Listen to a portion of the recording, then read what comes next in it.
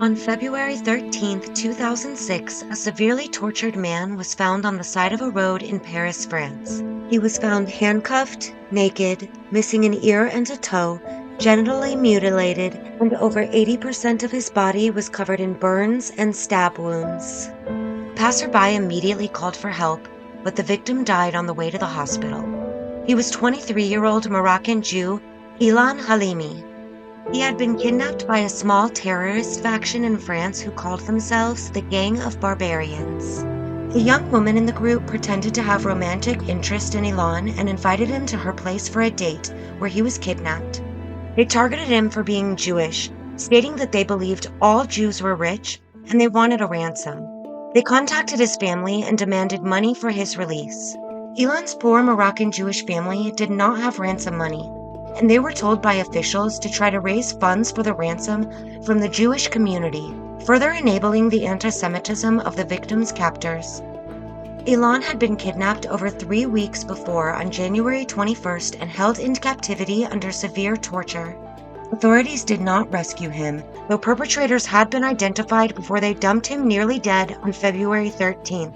Over 20 people were inevitably arrested for the kidnapping, torture, and murder of Ilan Halimi, and very short sentences were given to all the perpetrators. The head of the operation received what was labeled as a life sentence, which actually meant just 22 years.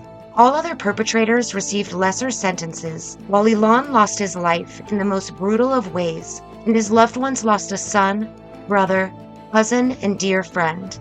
The trial in 2009 was conducted behind closed doors and not open to the public, though the family requested otherwise. The reasoning of the courts was that 2 of the perpetrators were minors, and they refused to try the adults separately in public hearings. There was a retrial in 2010 due to lenient sentences, and a few were extended, but not by much. The group allegedly operating under a guise as the Gang of Barbarians was also charged and convicted for other crimes in which they were operating as PFLP, which is a Palestinian terrorist organization, the Palestinian Front for the Liberation of Palestine. And of course, we all know that the phrase liberation of Palestine simply means destruction of the indigenous Jewish homeland and genocide of Jews. This was a clear hate crime driven by Islamic antisemitism, and Ilan's story was soon forgotten.